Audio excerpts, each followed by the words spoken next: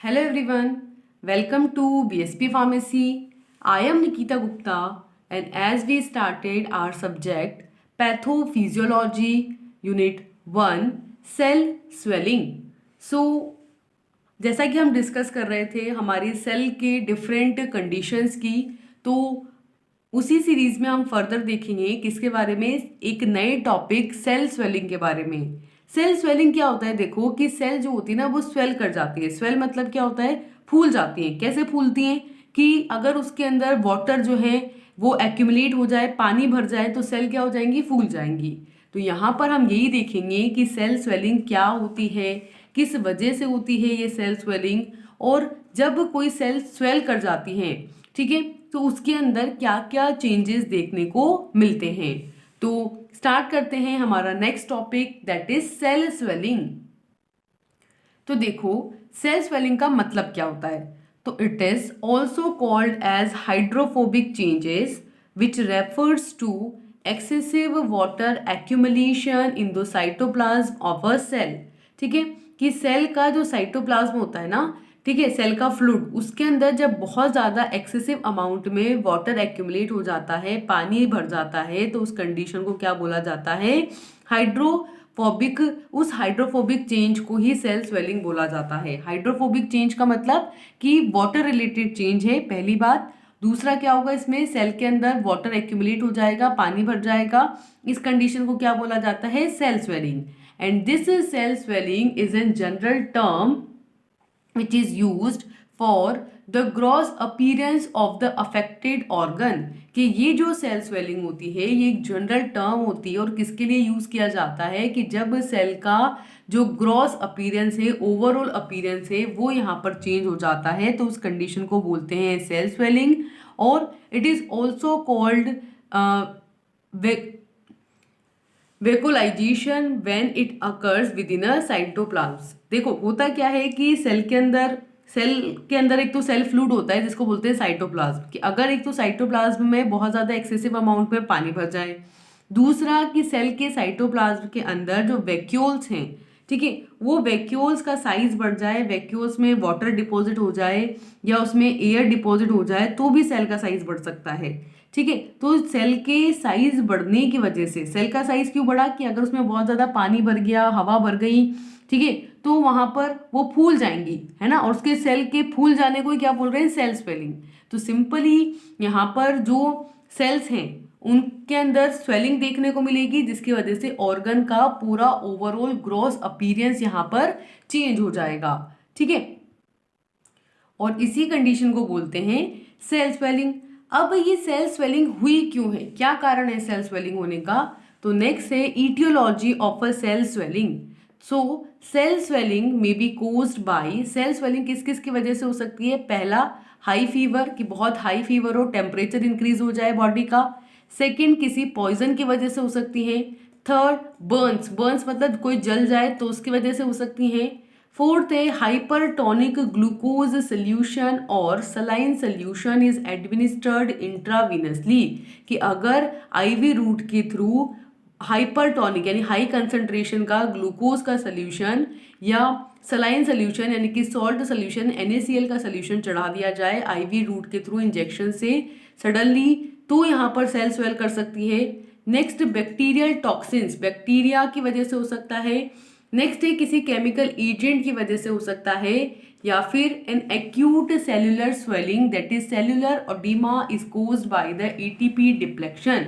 ठीक है, कि अगर यहाँ पर सेल्यूलर अडीमा देखने को मिले, सेल्स जो है वो उसमें अडीमा, अडीमा मतलब सूजन आ जाए, है ना, एक्यूट लेवल पर, स्मॉल लेवल पर जो सेल है उसके अंदर स्वेलिंग हो जाए, ठीक है, जो किसकी वजह से हुई है? एटीपी डिप्लेक्शन की वजह से। कि अगर एटीपी का लेवल बॉडी के अंदर एटीपी का लेवल कम हो जा रहा है, तो उस एटीपी डिप्लेक्शन की वजह से यहाँ पर जो सेल्स हैं उसके अंदर अडीमा देखने को मिल सकता है, स्वेलिंग देखने को मिल सकती है।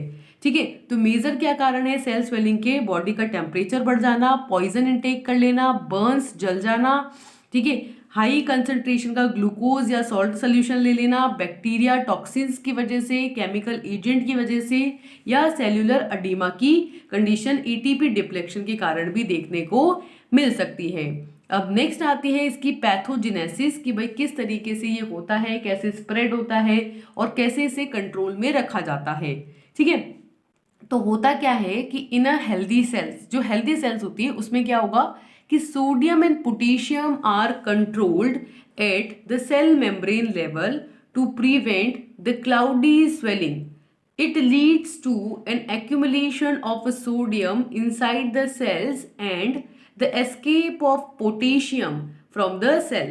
देखो हेल्दी सेल के अंदर क्या होता है, सोडियम और पोटेशियम आयन जो होते हैं ना सेल मेम्ब्रेन के लेवल पर वो कंट्रोल कंडीशन में होते हैं ताकि वहां पर क्लाउडी स्वेलिंग ना देखने को मिले।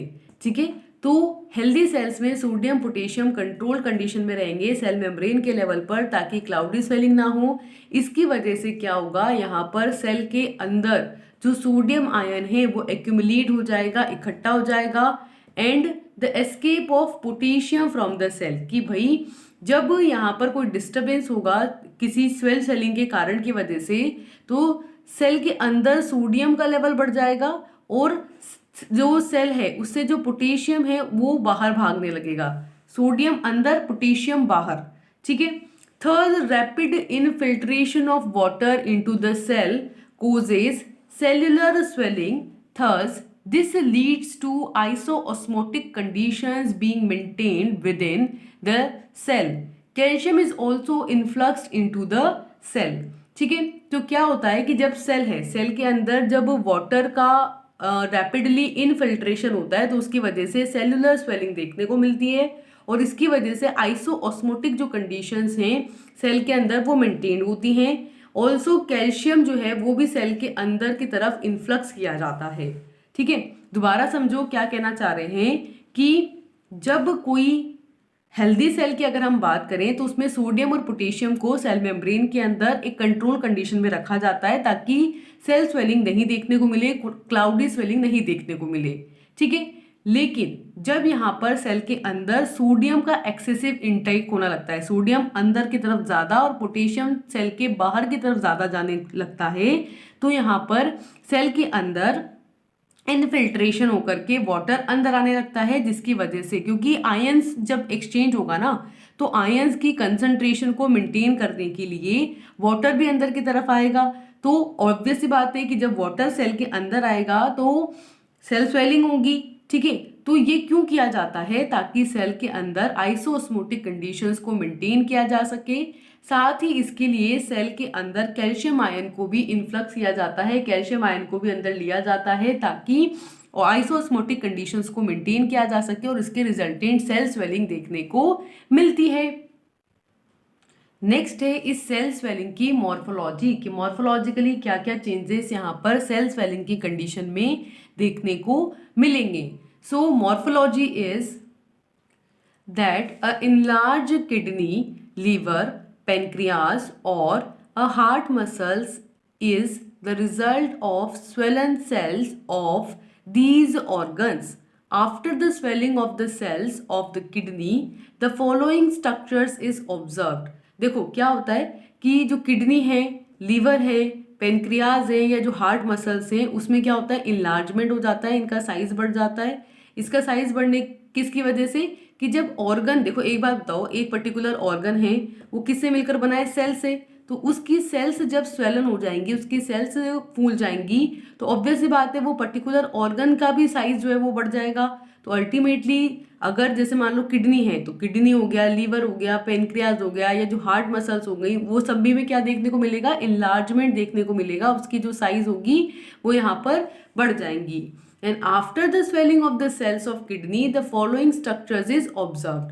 और अगर किडनी की जो सेल्स हैं उसमें स्वेलन देखने को मिलेगी तो उसकी वजह से क्या क्या चेंजेस देखने को मिलेंगे स्ट्रक्चर के अंदर, तो फॉलोइंग स्ट्रक्चर में चेंजेस देखने को मिलेंगे। जैसे कि फर्स्ट है आपके vascular degeneration is an condition in which the tubular epithelium cells become swollen and their cytoplasm containing small clear vacuoles is called endoplasmic reticulum cisternae। ठीक है, तो फर्स्ट कंडीशन तो क्या होगी, यहाँ पर वेस्कुलर डीजनरेशन है, क्योंकि जो वेसल्स हैं वो डीजनरेट हो जाएंगी और ये बेसिकली वो कंडीशन है जिसमें क्या होता है कि जब ट्यूबुलर एपिथेलियल सेल्स हैं वो स्वेलन हो जाती हैं, उनका जो साइटोप्लाज्म है उस साइटोप्लाज्म में छोटी छोटी क्लियर वैक्यूल्स होती हैं वो स्वेलन हो जाती हैं। तो इस कंडीशन को बोला जाता है एंडोप्लाज्मिक रेटिकुलम सिस्टर्नी। ठीक है, तो क्या कह रहे हैं कि जैसे अगर ट्यूबुलर एपिथेलियल सेल्स हैं, ठीक है, वो स्वेलन हो जाए तो उसकी वजह से वेसल्स जो हैं वेस्कुलर डिजनरेशन देखने को मिलेगा, यानी कि ब्लड वेसल्स डिजनरेट हो जाएंगी, डिस्टर्ब हो जाएंगी। इसी के साथ जो वैक्यूल्स हैं, वैक्यूल्स के अंदर मतलब साइटोप्लाज्म में जो वैक्यूल्स हैं वो क्लियरली स्वेलन हो जाएंगी। ठीक है, वो एक क्लियर स्मॉल वैक्यूल्स हमको देखने को मिलेगी, उसमें साइटोप्लाज्मिक फ्लूइड देखने को मिलेगा। इस कंडीशन को एंडोप्लाज्मिक रेटिकुलम सिस्टर्नी बोला जाएगा। इसी तरीके से सेकंड क्या होगा, साइटोप्लाज्म में कंटेन स्मॉल बैप्स की साइटोप्लाज्म के अंदर छोटे छोटे बबल्स देखने को मिलेंगे। ठीक है, थर्ड कंडीशन है कि pale appearance in the nucleus, nucleus का जो कलर है वो हल्का पीला हो जाएगा, पेल कलर देखने को मिलेगा। पेल मतलब कि पीला, हल्का पीला कलर यहाँ पर न्यूक्लियस का देखने को मिलेगा। फोर्थ क्या होगा कि in the interstitial space the swollen tubular cells are compressed microvasculature, कि जो इंटरस्टिशियल स्पेस होता है ना, तो इस इंटरस्टिशियल स्पेस के अंदर क्या होगा कि माइक्रोवेस्कुलेचर के अंदर जो ट्यूब्यूल्स होंगी वो क्या हो जाएंगी, स्वेलन हो जाएंगी, वो फूल जाएंगी।